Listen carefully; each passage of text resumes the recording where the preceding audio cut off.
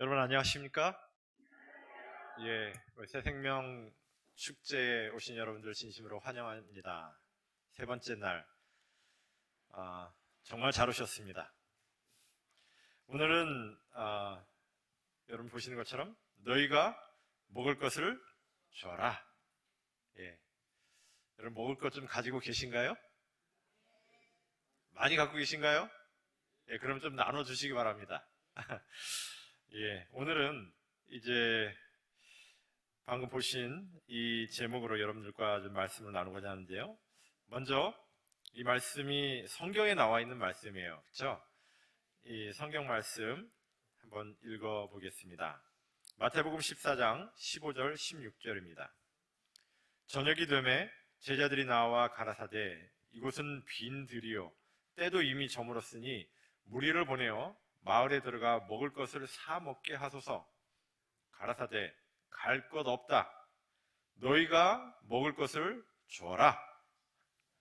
네. 이것은 예수님과 제자들의 대화입니다. 여러분 아마 성경을 좀 읽어보신 분들은 이 대화가 지금 어느 장소에서 일어나고 있는 대화인지 아마 아실 거예요. 그죠? 해변에서 예수님께서 많은 사람들을 모아놓고 지금 말씀을 가르치셨어요. 근데 이제 거기에서 좀 멀리 떨어져 있는 이제 사람들이 많이 사는 곳에서 멀리 떨어져 있는 그런 곳이었어요. 그래서 이제 해는 저물어 가고 식사 시간은 됐고 예수님의 제자들이 뭐라고 해요? 예수님께 이 사람들 빨리 가서 밥을 좀 사 먹도록 하십시다. 그 말씀을 드리는 거예요. 밥 때가 됐는데 나중에 기록된 성경의 기록에 보면 아시겠지만 거기 몇 명 정도가 있었어요, 사람들이? 5천 명이 넘게 있었어요. 근데 남자와 장정만 5천 명이라고 그랬습니다. 그 당시에는 그 여성과 어린 아이들의 숫자는 잘 세지 않았어요. 그러면 그 숫자까지 하면 적어도 보통 15,000에서 2만 명 정도 됐을 거라고 그렇게 추산을 합니다. 그 많은 사람에게 지금 가서 먹을 것을 사 먹도록 합시다. 제자들이 그렇게 얘기했더니 예수님이 뭐라고 그러셔요? 너희가 먹을 것을 줘라. 이게 여러분 상식선에서 이해할 수 있어 보이는 말씀인가요? 좀 아닌 것 같아 보이죠? 예.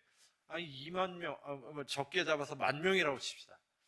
10,000명의 사람들에게 지금 예수님의 제자들한테 예수님이 돈을 이렇게 한 분짜리 주면서 이거 가지고 사 먹여라라고 하시는 것도 아니면서 너희가 먹을 것을 줘라. 그러니까 계산이 굉장히 빠른 한 제자가 뭐라 그랬어요? 200데나리온의 떡으로도 모자랄 겁니다. 그렇게 말씀했죠.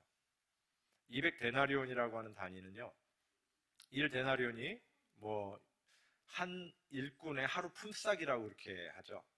그러니까 요즘으로 계산해서 대충 계산해서 한 10만 원 정도로 칩시다. 200데나리온 그러면 2천만 원이에요. 2천만 원어치 빵을 사도 이 사람들 다 못 먹입니다. 한 제자가 그렇게 이야기했어요. 그런데도 예수님은 뭐라고 하셔요? 어쨌든 너네가 먹을 걸 주라는 것입니다. 이 상황을 여러분 잘 한번 생각을 해보십시오. 굉장히 상식 아닌 말을 예수님께서 지금 하시는 것 같아요. 근데 예수님께서 무슨 말을 하실 때 그렇게 비상식적이고 앞뒤가 안 맞는 말을 하시는 그러한 분이 아니십니다. 우리가 이제 왜 예수님이 이런 말씀을 하셨는지 그것을 알 수가 있죠. 결국은 예수님의 그 말씀을 통해서 어떤 한 어린아이가 보리떡 5개와 물고기 2마리 도시락을 싸가지고 온 것을 예수님께 갖다 드립니다. 예수님께서 그 작은 도시락으로 5,000명이 넘는 많은 사람들을 먹이신 이야기가 바로 이 말씀이 이어지는 이야기입니다. 제가 신의 소망이라고 하는 책을 읽어봤더니 거기 이런 글이 나오더라고요. 예수님께서는 너희가 먹을 것을 주라고 우리에게 뭐 하셨다고요? 명령하셨다. 그분의 명령은 일종의 약속이다. 제가 어제 이 말씀 드렸죠? 예수님의 명령이 뭐라고요? 약속이라고요. 다시 한번 여러분 꼭 기억하시기 바랍니다. 성경을 읽으실 때 예수님께서 하는 모든 명령이 보이시면 이건 어떤 약속을 포함하고 있는 명령일까? 꼭 그렇게 한번 의문을 가져보시고 그렇게 한번 생각을 해보시기 바랍니다. 예수님의 모든 명령은 약속입니다. 그래서 저는 이 말씀을 제 마음속에 늘 새기면서 살고 있다 보니까 성경을 읽을 때 예수님의 해라, 하지 말라 그런 말씀을 읽을 때면 자연스럽게 그 생각을 하게 됩니다. 이 말씀은, 이 명령은 어떤 그 약속이 포함된 말씀일까? 그런 생각을 해보게 되는데요. 그래서 오늘 또 제가 여러분들과 함께 제 경험의 노래를 좀 불러드리도록 하겠습니다. 제가 방금 우리 특창하신 집사님처럼 아름다운 목소리로 찬양은 잘 못하지만 우리가 감동을 참 많이 받았죠. 그러나 제 경험의 노래를 여러분들께 좀 들려드리겠습니다. 제가 네팔에 가서 봉사를 시작한 지 한 2년 정도 지난 때였습니다. 저와 함께 저의 선교 사역을 돕기 위해서 한국에서 한 장로님 부부가 오셨어요. 이제 그분이 그래서 우리 한글 학교 우리 청년들을 이제 가르쳐주고 한글 학교를 운영하는 일을 도와주셨습니다. 제가 말씀드렸다시피 네팔 청년들은 한글을 배우는 걸 너무너무 좋아해요. 왜냐하면 한글을 공부해서 한국에 가면 많은 돈을 벌 수 있기 때문에 그렇습니다. 그래서 네팔 시골을 이렇게 다니다 보면 오지 마을을 다니다 보면요, 뭐 다 쓰러져 가는 흙집, 초가집 그런 집들이 뭐 지방으로 가면 참 많아요. 근데 웬 동네에 그 흙집 막 그런 초가집이 잔뜩 한 그런 동네에 뜬금없이 갑자기 2층 집, 벽돌집이 하나 딱 서 있어요. 그럼 그 집은 분명히 아들이 한국에 가서 일하고 있는 집이에요. 거의 100%입니다. 제가 그런 경험들을 참 많이 했어요. 그래서 이제 우리 장로님이 오셔가지고 우리 청년들에게 한글을 가르치는 그런 일들을 이제 도와주고 계셨습니다. 그래서 오신 지 이제 한 1년 가까이 됐을 때 장로님께서 저에게 네팔에서 차를 좀 한 대 구입하고 싶다고 중고차를 좀 같이 좀 알아봤으면 좋겠다. 그렇게 말씀을 하셨어요. 그래서 저희가 이제 인터넷 홈페이지, 웹사이트 그런 데 들어가가지고 네팔에도 이제 인터넷으로 차를 파는 그런 사이트가 있습니다. 그래서 중고차를 좀 알아봤어요. 근데 여러분 참고로 좀 알아두셔야 될 것은 네팔은 제 생각엔 아마 전 세계에서 자동차 값이 제일 비싼 나라인 것 같아요. 수입 관세가, 그러니까 이제 네팔에서 자동차가 생산이 안 되거든요. 수입 관세가 330%예요.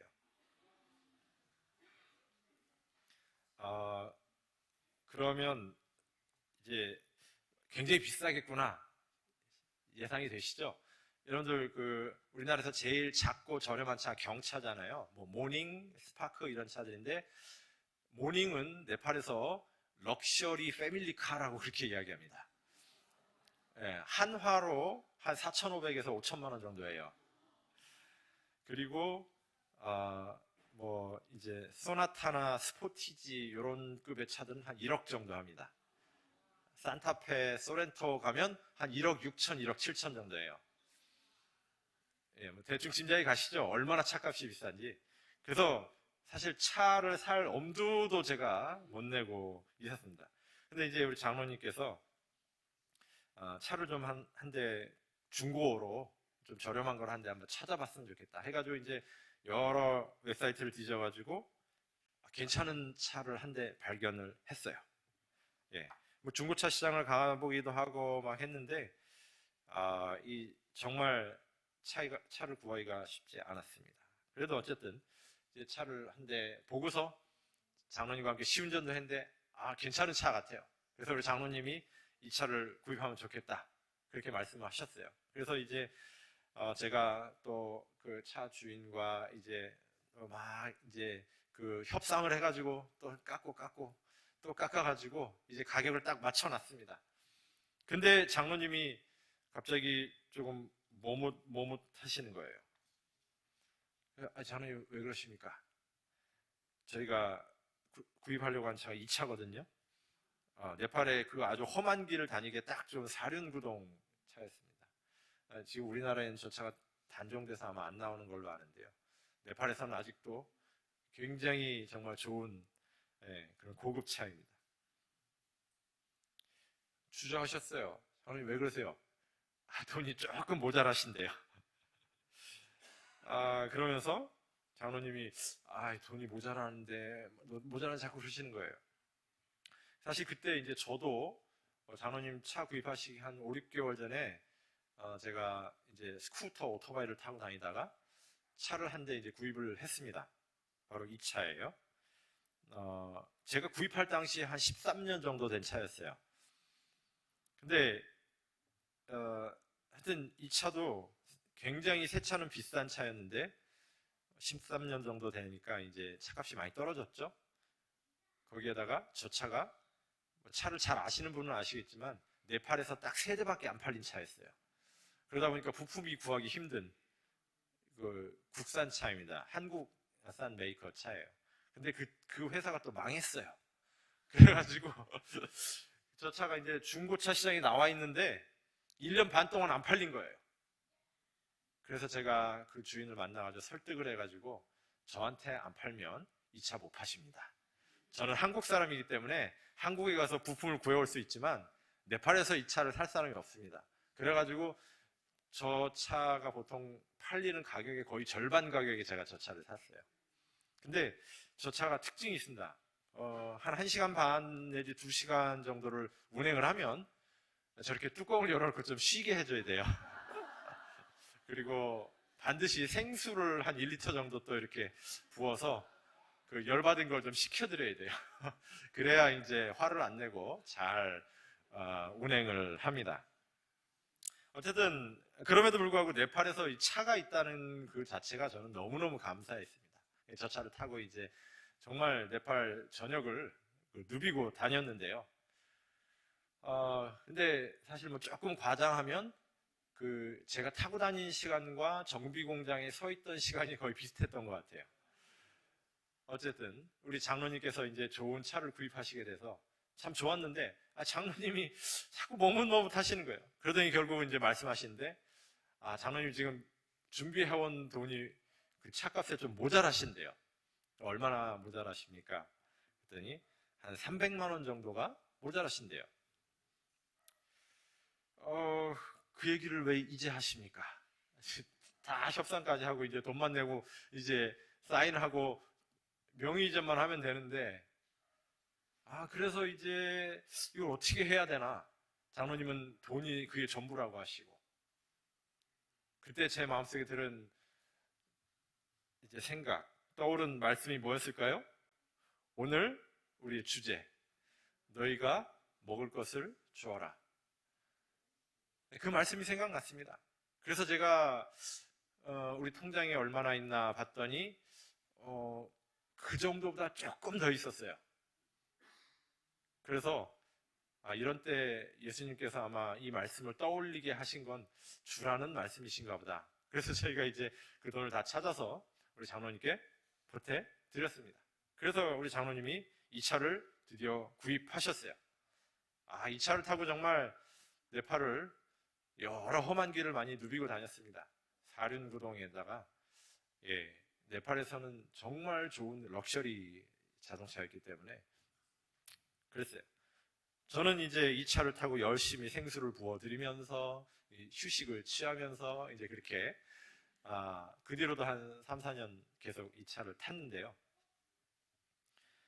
제가 우리 장로님께 그 돈을 다 찾아 드리고 나서 하나님께 기도했습니다. 하나님, 사실 제가 이 차를 좀 고장이 안 나게 싹 좀 돈을 들여서 제대로 고칠까? 아니면 좀 고장이 덜 나는 차로 조금 나은 중고로 차를 바꿀까? 그걸 고민하고 있었는데 이제 제 돈 다 털어서 예수님 너희가 주라고 하셔서 제가 줬습니다. 저에게 좀 괜찮은 차가 필요하다고 하나님 생각하시면 알아서 주세요. 그렇게 기도를 드렸습니다. 하나님이 주셨을까요?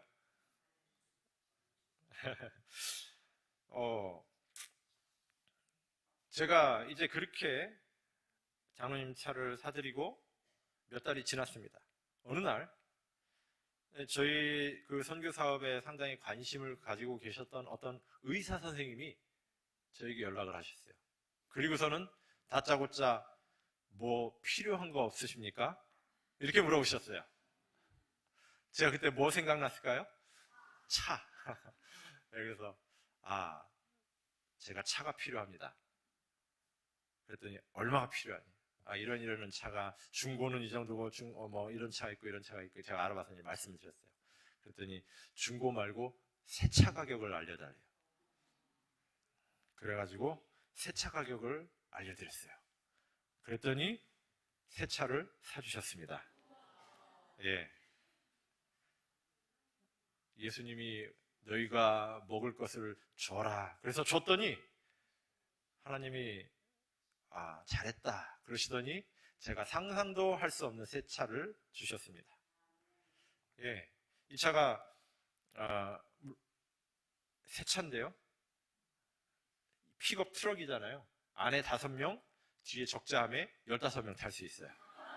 그래서 저희는 늘 20인승 예, 뒤에 짐도 싣고 사람도 타고 늘 그렇게 이제 타고서 저희가 이 차를 타고 이제 뭐 이런 다리도 건너가고 여기저기 정말 네팔의 험한 길을 다 다녔습니다.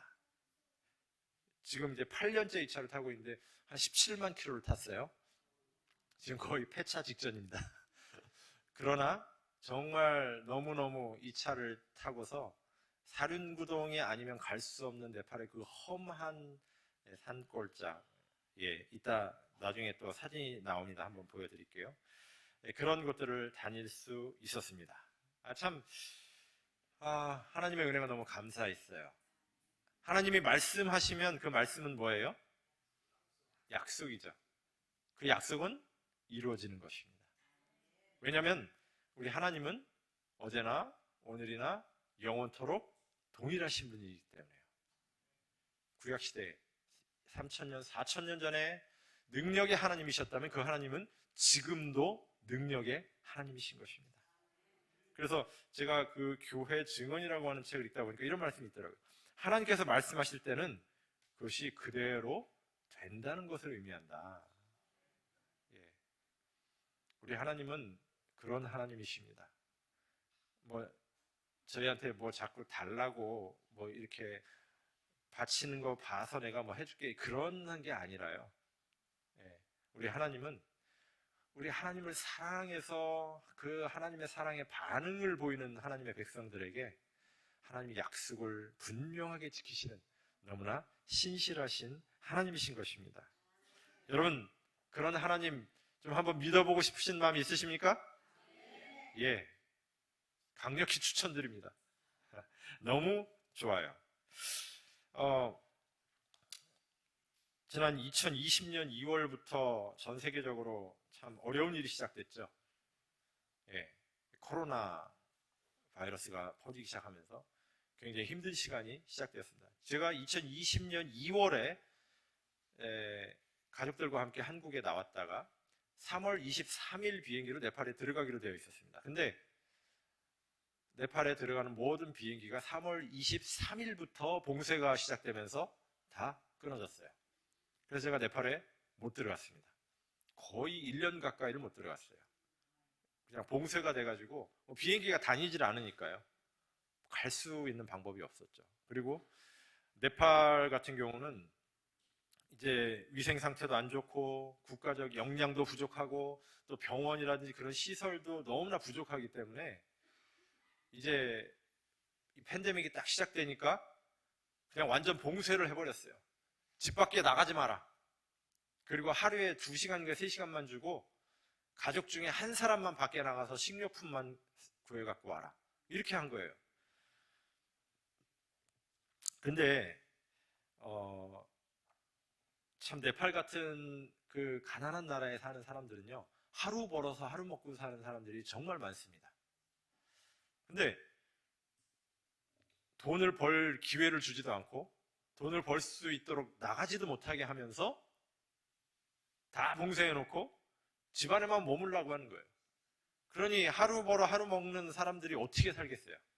그래서 그때 많은 네팔 사람들이 스스로 목숨을 끊는 그러한 일들이 있었다고, 예, 제가 얘기를 들었습니다. 그래서 저도 이제 저와 함께 동역하는 우리 선교사들, 그리고 우리 성도들이 어떻게 살고 있는지 굉장히 궁금했어요. 아니나 다를까 한 달이 지나자 이제 우리 성도들 또 지역교회 목사님들에게서 연락이 오기 시작했습니다. 저희 가족들이 더 이상 먹을 것이 없습니다. 그런 연락이 오는 거예요.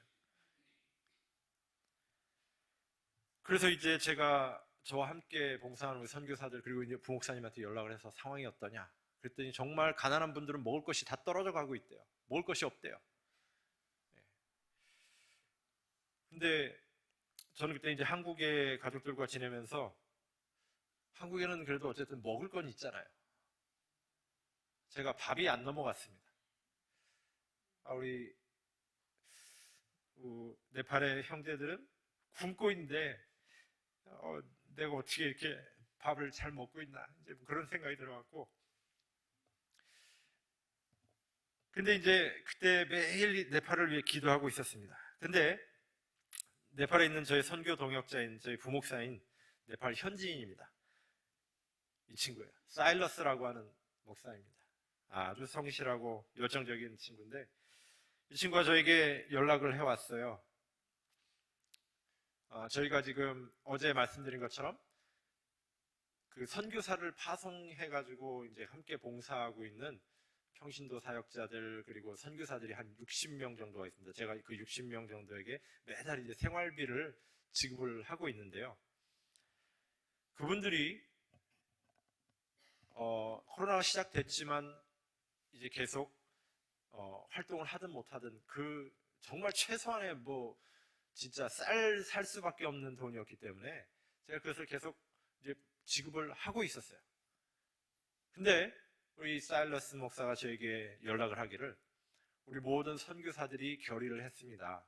우리 주변에 있는 모든 지금 이웃들이 먹을 것이 없고 쌀이 없어가지고 굶고 있는 사람이 많은데 우리가 이번 달에는 우리가 받는 이 생활비의 50%를 전부 다 걷어가지고 우리 이웃들에게 쌀을 사주자. 그렇게 결정을 했다고 연락이 온 거예요. 정말 감동이었습니다. 네. 그들도 먹을 게 사실은 뭐 풍족히 먹을 수 있는 그 돈이 아닌데 그 돈에서 50%를 아껴가지고 제가 어제 말씀드렸잖아요. 뭐 한 10만 원 그리고 이제 커플 이렇게 가족이 있는 사람들은 한 6, 7만 원 그 정도 저희가 지급을 하고 있었거든요.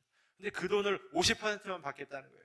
50%만 갖고 살고 나머지 50%는 굶고 있는 이웃을 위해서 자기가 쌀을 사서 나누겠다는 것이었습니다. 예, 뭐 이 친구들입니다. 이 친구들 이제 여기 있는 사람들이 이제 저희 동역자들인데요. 그래서 참 제가 가만히 있어서는 안 될 것 같아요. 물론 이제 제가 열심히 기도를 했습니다. 기도를 하면서 제가 무엇을 할 수 있을까 생각을 하다가 제가 어제 말씀드린 것처럼 그동안은 뭐 후원을 요청하거나 이제 그렇게 거의 하지 않았는데 제가 이제 제 페이스북이라고 하는 SNS를 제가 이제 주로 사용을 하고 있는데요. 제 페이스북 페이지에다가 우리 네팔에 지금 우리 성도들과 이웃들이 쌀이 없어서 완전 봉쇄로 인해서 이제 거의 굶고 있는 사람들이 많이 발생하고 있습니다. 이들을 위해 기도해 주시고 정말 여러분들이 마음이 있으시다면 후원을 해 주시기를 부탁드립니다. 그런 글을 제가 올렸어요. 사실 그때 뭐 한국에 있는 많은 분들도 직장이 뭐 문을 닫고 막 이러면서 자영업 하시는 분들도 굉장히 어려움을 당하고 또 직장 생활 하시는 분들도 어려움을 당하고 있는 이제 그런 위기의식이 느껴지고 있는 그런 때였어요. 사실 제가 거의 기대를 하지 않고 그런 글을 올렸는데요. 놀랍게도 많은 분들이 그 글을 보시고 이제 본인들이 속해 있는 밴드 그 다음에 단톡방 이런 데다 그 글을 막 퍼나르기 시작하셨어요. 저는 그런 일이 일어날 줄 정말 몰랐습니다. 많은 분들이 퍼나르기 시작하시면서 그분들이 정말 십시일반 막 자금들을 이제 보내주시기 시작을 했고요. 우리 재림교회 운영하는 재림신문에서 기자가 저에게 연락이 왔어요. 자세한 상황을 좀 알려달라. 그래서 알려줬더니 재림신문에 광고를 내주셨어요. 그리고 나서 재림마을이라고 하는 저희 웹사이트에도 또 광고를 내주셨어요. 그래가지고 네팔뿐만 아니라 파키스탄, 방글라데시, 사실은 뭐 상황이 비슷한 국가들이니까요. 그것을 위해서 이제 많은 분들이 헌신을 해주셨습니다. 그래가지고 정말 예상치도 못했던 그런 자금들이 오면서 저희가 네팔에 있는 약 3천여 명의 성도들과 또 그 이웃들에게 쌀을 공급할 수가 있었습니다. 예, 제가 이제 살 돈을 보내드렸더니 우리 성도들이 쌀을 한 푸대씩 이렇게 받고서 행복한 모습으로 줄을 서서 사진을 찍어갖고 보내주셨어요. 근데 저희가 이제 이렇게 정말 해가지고 3천여 명의 성도들에게 한 3번 정도 쌀을 사드릴 수가 있었습니다. 정말 한국과 미국, 일본, 필리핀, 뭐 독일 여러 나라의 성도들이 제가 잘 알지도 못하는 분들도요. 네팔에 쌀 보내주세요. 이러면서 저에게 그 후원금을 보내주셨습니다. 어느 날 저에게 우리 아까 그 사일러스 목사님이 이런 사진을 보내주셨어요. 이 사진이 뭐냐면요. 이 무슬림 형제들입니다. 이슬람교인. 네팔에도 이슬람교인들이 있거든요. 그들이 저희가 이제 우리 교인들과 또 그 교회 이웃에 있는 사람들에게 쌀을 이렇게 공급하는 걸 보더니 우리도 쌀이 없고 배가 고픈데 혹시 우리에게도 쌀을 조금 나눠줄 수 있겠습니까? 아주 어렵게 와서 이야기를 하더래요. 이슬람교인들요. 지금 어디 이스라엘을 공격해가지고 많은 사람들을 죽였다. 그 사람들 이슬람교이잖아요. 물론 이제 강경파 이슬람이지만요. 그리고 저에게 물어보는 거예요. 이슬람교인들이 쌀 달라는데 줘도 됩니까? 당연히 줘도 되죠. 그래서 그들도 우리 예수님의 피로 산 형제들이다. 그들에게도 쌀을 우리가 뭐 충분할지는 모르지만 나눠주라고 이 얘기를 했습니다. 그랬더니 이제 이슬람 성도들에게 저렇게 쌀을 나누는 모습이에요. 그분들이 참 너무너무 고마워하셨다는 이야기를 들었습니다. 예. 그리고 뭐 이슬람교인뿐만 아니라 교단과 교파와 상관없이 또 그들이 아는 정말 굶고 가난한 사람들에게 저희가 쌀을 많이 나누었어요. 근데 이런 모습을 제가 보면서 제가 전혀 예상치 못한 많은 자금들이 이제 들어와가지고 저희가 정말 연 인원 한 15,000명 이상에게 저희가 쌀을 이제 공급을 했거든요. 그 우리 선교사들과 저희 동역자들이 그 얼마 받지도 않는 그 돈의 50%를 내가 불쌍한 사람을 위해서 내가 먼저 드리겠다라고 그 이야기를 들었을 때 제가 너무 감동하고 감사해서 한 일이었는데 하나님께서 그 일에 정말 놀라운 축복을 부어주셨습니다. 실물교훈이라는 책에 보니까 이런 말씀이 있더라고요. 하나님의 모든 명령과 그분의 말씀 속에 있는 모든 약속에는 능력, 곧 하나님의 생명이 그 속에 있으므로 그것으로 말미암아 모든 명령이 실현되고 약속이 성취된다. 그러니까 하나님의 말씀, 하나님의 약속에 뭐가 있다고요? 하나님의 생명이요. 창세기 1장 1절 제가 첫날 첫 마디 말씀드렸죠. 태초에 하나님이 천지를 창조하셨다. 하나님의 말씀에는 그 창조의 능력이 있는 것입니다. 그렇기 때문에 그 하나님의 말씀을 우리가 순종하고 그 하나님을 우리가 받아들일 때 우리는 그 하나님의 말씀 안에서 그 하나님의 생명을 받아들이게 되는 것입니다. 그래서 그 영원한 생명이 나의 소유가 되는 것이에요. 하나님께서는 우리에게 그 생명을 나눠주기를 원하시는 것입니다. 그래서 우리가 오늘 이거 하고 있는 게 뭐예요? 무슨 축제예요? 새 생명 사랑 나눔 축제. 그 하나님이 주시는 새 생명을 지금 여러분들에게 나누고 싶어서 우리가 오늘 이런 행사를 진행하고 있는 것입니다. 하나님의 말씀 속에, 그 약속에 그 생명이 있기 때문에 그런 것입니다. 여러분, 엘리야라고 하는 사람을 아시죠? 엘리야가 어느 날 이제 자기를 죽이려고 하는 이세벨과 아합 왕을 피해서 사르밧이라고 하는 곳으로 갑니다. 여러분 그 이야기 뭐 잘 아실 겁니다. 근데 가가지고 어떤 일이 일어나게 됩니까? 그 과부에게 가서 엘리야라고 하는 선지자가 말하기를 나를 위해서 떡을 하나, 빵을 하나 좀 만들어 주십시오. 그렇게 이야기합니다. 그러니까 이 여인이 뭐라 그래요? 저희 집에 지금 가루도, 밀가루도 다 떨어지고 기름도 거의 다 떨어져서 이제 마지막 남은 거 바닥 닥닥 긁어가지고 반죽해서 그 기름으로 빵 하나 만들어서 아들이랑 나랑 같이 먹고 우리 죽으려고 합니다. 그렇게 이야기를 했어요. 그런데 엘리야가 그 얘기를 듣고 뭐라 그럽니까? 아유, 그러면 나 안 줘도 되니까 당신들 먹으세요. 그렇게 얘기했습니까? 안 그래요. 이 선지자가 좀 이기적인 것 같아. 뭐라 그럽니까? 그 떡 만들어서 나 줘라. 나에게를 갖고 와라. 그렇게 이야기를 해요. 여기도 좀 약간 사실은 이 대화가요, 성경에 있는 대화지만 상식적인 선에서 보면 이 대화가 좀 맞지 않는 대화예요. 좀 몰상식한 대화입니다. 빵 하나 남은 거, 가루 한 움큼 남은 거 빵 만들어서 먹고 지금 죽으려고 한다는데 이 선지자라는 사람이 뭐예요? 그거 빵 만들어서 나한테 갖고 와. 내가 먼저 먹을게. 그렇게 이야기하는 거예요. 네, 참 어처구니 없는 것처럼 보이는 그러한 장면인 것입니다.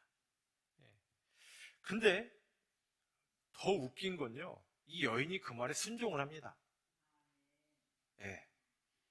이게 참 상식선에서 이해하기 힘든 일이 자꾸 일어나요. 이 여인이 그 남은 가루로 빵을 만들어가지고 선지자에게 가지고 옵니다. 그리고 먼저 잡수세요. 그리고 나니까 어떤 일이 일어났어요? 당시 그 지역에 기근과 가뭄으로 인해서 많은 사람들이 굶어 죽어가고 있는 아주 어려운 시기였습니다. 그런데 그 가뭄이 다 끝나기까지, 그 기근이 끝나기까지 이 여인의 집에 그 밀가루통에 밀가루가 떨어지지 않았고요. 그 기름이 떨어지지 않았다고 성경은 기록하고 있습니다. 참 놀라운 기록이었어요. 선지자와 왕이라는 책에 보니까 이런 말씀이 있더라고요.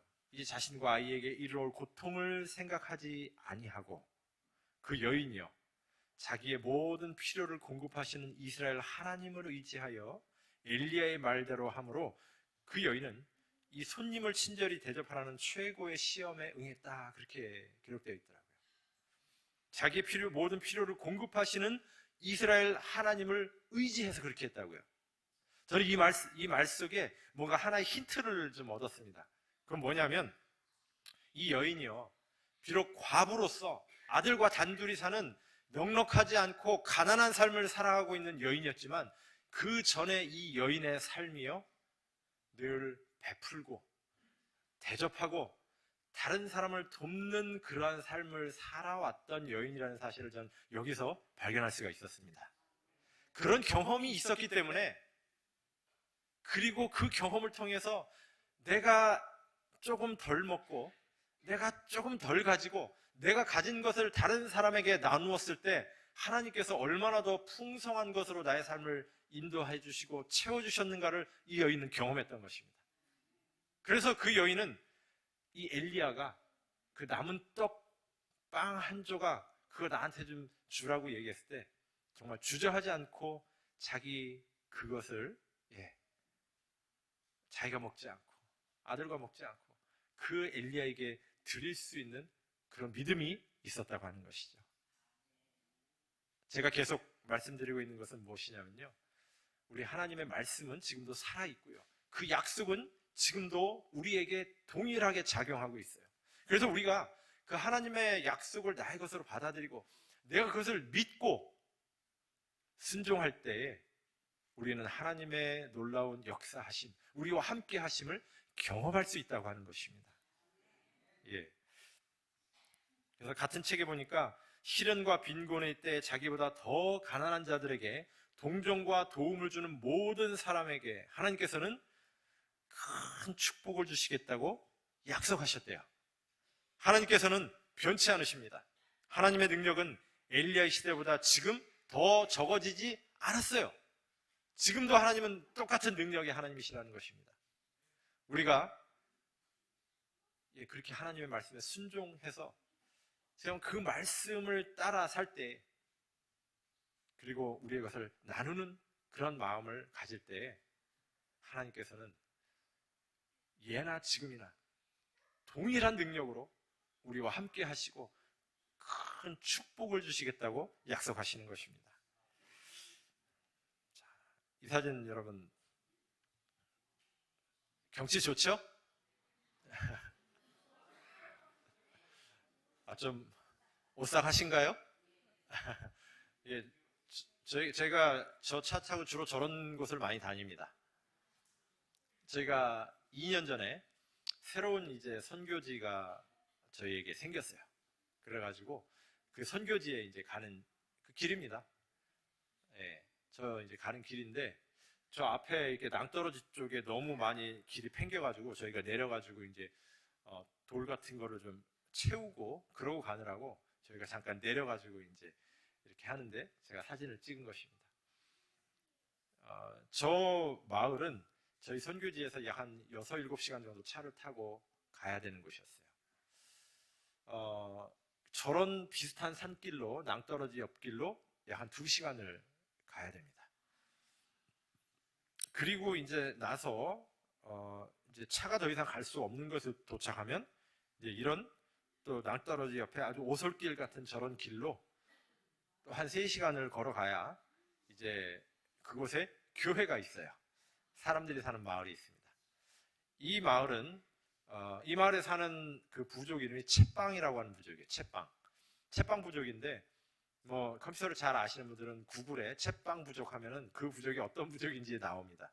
네팔 정부에서도 이 사람들은 너무 근대화가, 문명화가 너무 늦게 되고 잘 안 돼가지고 이들을 특별 관리하는 그런 사람들이에요. 이분들의 주식이 뭐냐면 감자와 옥수수입니다. 제가 얘기를 들어보니까 1년에 쌀밥은 뭐 잘 먹어야 한 10번 먹는다고 그래요. 지금도 우리 어르신들 옛날 보릿고개 생각나시는지 모르겠지만 지금도 이곳 사람들은 그렇게 살고 있어요. 제가 그 동네에 갔을 때 이제 식사 시간에 이 집 저 집 한번 기웃거려 봤습니다. 뭐 먹는지. 진짜로 옥수수를 이렇게 조금 빻아가지고 옥수수 쌀을 만들어가지고 그거를 죽처럼 이렇게 끓여가지고 그렇게 먹더라고요. 그게 이 사람들의 주식이에요. 그곳에 이제 저희가 우리 선교사들과 함께 전도회를 하러 갔습니다. 전도회를 하러 가가지고 이제 거기서 전도회를 했어요. 이게 그 동네 아이들입니다. 예. 데려다가 목욕 좀 시켜주고 싶으시죠? 예. 그 동네 아이들인데요. 정말 그 동네가 이제 워낙 산 속에 있고 물도 귀하다 보니까 1년에 몇 번이나 목욕을 하는지는 잘 모르겠어요. 예, 아이들을 보니까 진짜 참 깨제제하고 그렇지만 참 눈망울은 너무나 순수하고 그런 아이들이었습니다. 이제 이런 아이들이 사는 그 동네 가족 이 교회에서 이제 저희가 전도회를 한 것입니다. 2박 3일 이제 저희가 일정으로 해가지고 이 교회 가서 전도회를 했어요. 근데 다시 전 사진으로 돌아가보겠습니다. 이 사진에서 보시겠지만 이제 저희가 차에서 이제 내려서 저희가 가지고 온 뭐 여러 책들, 성경책들, 그리고 저희가 이제 밥해 먹으려고 싸가지고 온 쌀, 그리고 여러 부식들, 저런 것들을 이제 저기서 내려가지고 저기서부터 한 두세 시간 정도 이제 아까 보신 그 오솔길로 걸어가야 이 교회가 있었어요. 여기서 이제 전도회를 했습니다. 아주 정말 어른부터 노인까지 해가지고 한 140, 50명 정도가 모였습니다. 그래가지고 이제 전도회를 재밌게 했어요. 그때가 11월이었는데 저희가 이제 전도회를 하고 저기 숙소가 없으니까 저 교회 바닥은 그냥 그 시뻘건 그 황토를 발라놓은 그냥 그런 흙바닥이거든요. 거기에다가 이제 저희가 침낭 깔고 그렇게 우리 선교사들이랑 청년들이랑 자는데 진짜 춥더라고요. 해발 고도가 높은 곳이라서. 그래도 이 성도들을 만나는 기쁨에 정말 행복하게 전도회를 했습니다. 근데 저희가 첫날 이제 전도회를 하는데 아침에 모여가지고 이제 전도회를 했어요. 점심 먹을 시간이 됐습니다. 원래 처음에 저희 계획대로 그냥 가서 식사하고 오세요. 그러고서 저희가 이제 점심 식사 준비를 막 하고 있는데 사람들이 거의 안 간 거예요. 집에 안 간 거예요. 그리고 애들이고 어른이고 다 그냥 저희 밥하고 하는데 끼웃끼웃하면서 안 가는 거예요. 왜 그런가 봤더니 집에 가려면 이제 그 아까 보셨던 그 낭떠러지 같은 골짜기 오솔길로 1시간을 걸어 내려가서 거기서 다시 이제 한두 시간 또 걸어 올라가야 돼요. 다른 골짜기로. 이렇게 집이 눈앞에 보이는데 거기를 가려면 이제 그 골짜기를 내려갔다가 올라가야 되니까 거의 2시간 가까이, 2시간 이상 걸어가야 되는 거예요. 그래서 점심 먹고 오세요. 그러면 2시간 걸어가서 이제 불때 가지고 그 옥수수 죽 끓여가지고 밥 먹고 그리고 이제 2시간 걸어오면 어떻게 되겠어요? 그러면 해 떨어지죠. 상황을 보니까 이게 이렇게 진행이 되면 안 될 것 같아요. 그래서 이제 사람들이 집에를 안 가고 그냥 교회 옆에서 어슬렁어슬렁 그리고 저희 밥하는 데 와서 기웃기웃 뭐 이러고 있었던 거예요. 그래서 그 사정을 저희가 알고서 이거 안 되겠다. 그냥 우리가 갖고 온 거 밥 다 해가지고 같이 먹어야겠다. 그렇게 생각을 했습니다. 예. 그래가지고 뭐 한 100 몇십 명이 되는 사람들이 다 같이 이제 막 엉켜 있는 거기서 그냥 저희가 가져간 그냥 다 해가지고 밥을 해가지고 이제 다 같이 나눠 먹었습니다. 사람들이 오랜만에 먹는 쌀밥이라 그런지 밥도 어마어마하게 다들 잡수시더라고요. 예. 제가 저기에 가서 이제 전도회를 한 3번 정도 했는데요. 갈 때마다 이제 저희가 쌀을 좀 많이 이제 사가지고 가서 잔치를 이제 벌려드리는데 밥들을 정말 많이 잡수셔요. 예. 오랜만에 먹는 쌀밥이라 그런지. 근데 이날도 마찬가지로 정말 많이 사람들이 밥을 먹었습니다.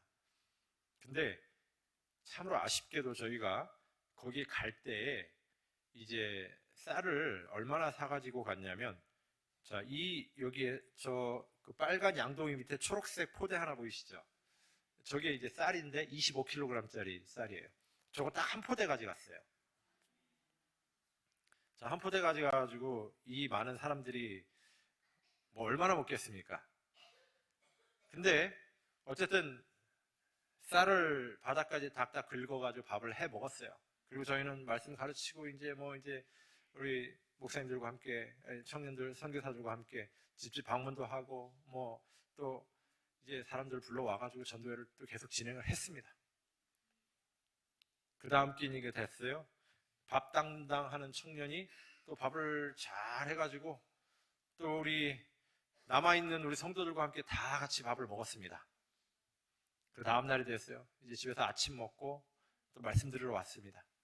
저희가 또 말씀의 잔치를 베풀고 그 점심때가 됐어요.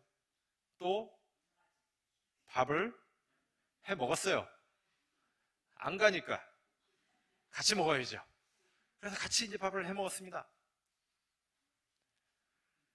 그리고 나서 저녁 때 이제 말씀 집회가 끝나고 또 집이 너무 먼 사람들은 또 저녁까지 먹고 갔어요. 그리고 그 다음날 아침이 되었습니다. 아침을 먹고 또 교회에 모였어요. 말씀을 나눴습니다. 그리고 점심때가 돼서 또 밥을 해가지고 다 배불리 먹었습니다. 그리고 이제 저희는 거기에서 이제 전도회를 마치고 이제 돌아왔어요. 그 돌아오는 길에 그 밥하는 걸 담당했던 청년이 그제서야 얘기를 하는 거예요. 근데 좀 이상한 일이 있었다고. 저희는 아무 생각이 없었죠. 같이 갔던 사람들은. 근데 이상한 일이 있었대요. 무슨 일이냐 그랬더니 우리가 쌀을 사실은 25kg짜리 한 포대밖에 안 가져갔다고. 그런데 지금 100명이 넘는 사람들이 지금 몇 끼를 먹었어요? 4끼인가 5끼를 먹었어요. 이 친구가 그렇게 얘기하는 거예요. 첫날 밥하라고 그래갖고 바닥까지 딱 긁어가지고 밥을 했대요. 근데 이제 그 다음날 저희 밥 먹을 때가 그냥 혹시나 하고 그냥 이렇게 털어서라도 이렇게 좀 밥을 해볼까 하고 갔더니 그 쌀포대에 쌀이 그득 있더래요. 그래가지고 이 청년이도 있으니까 누가 갖다 채워놨나 보다. 가지고 이제 퍼가지고 밥을 해가지고 또 다 같이 먹은 거예요. 그렇게 하기를 4번인가 5번인가 계속 반복해서 저희 올 때까지 밥을 해 먹은 거예요. 우리 밥 많이 해보신 집사님들 쌀 25kg으로 몇 명 정도 먹을 수 있죠? 밥하면? 한 100명 먹을 수 있을까요? 근데 저희는 25kg 가지고요 100수십 명이 4끼인지 5끼를 먹었어요. 아까 말씀드렸죠? 이 사람들 밥 많이 먹는 사람들이라고요. 근데 그런 분들이랑 밥을 먹었다니까요. 무슨 일이죠? 너희가 먹을 것을 주어라 라고 말씀하신 그 예수님께서 그 보리떡 5개와 물고기 2마리로 몇 명을 먹이셨다고요? 5,000명이요. 저희는 쌀 한 포대 갖고 500명 이상 먹은 것 같아요.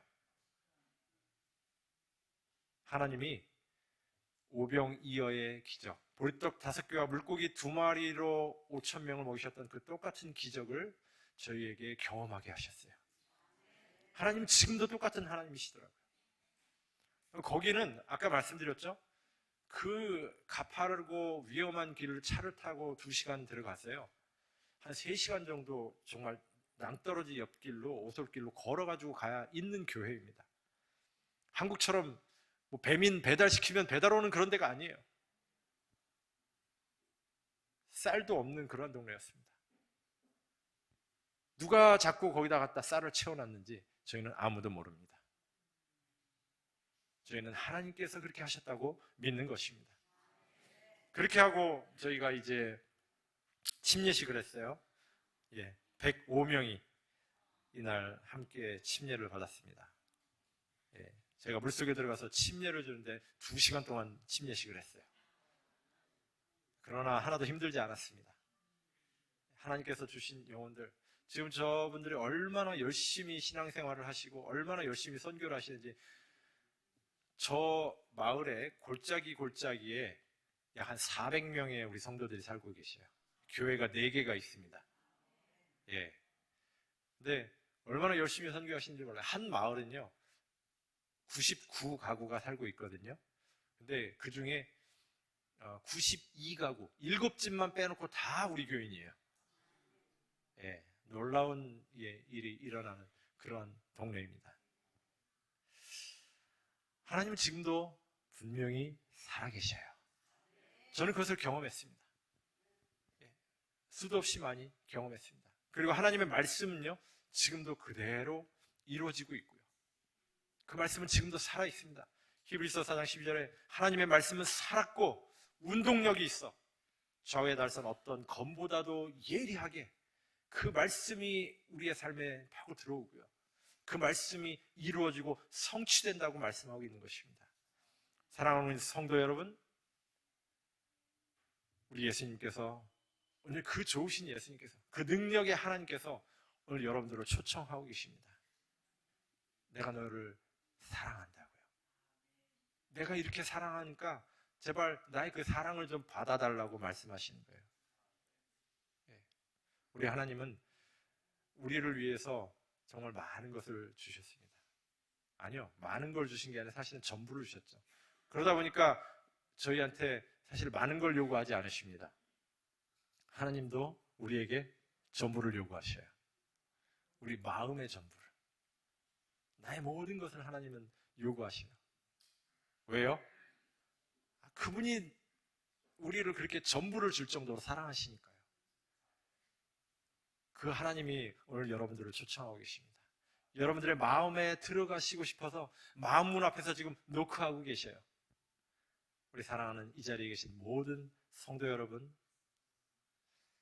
그 예수님의 그 초청을, 그 사랑의 음성을 여러분들 받아들이시고 마음을 열고 그 예수님께 나아가기로 결심하지 않으시겠습니까?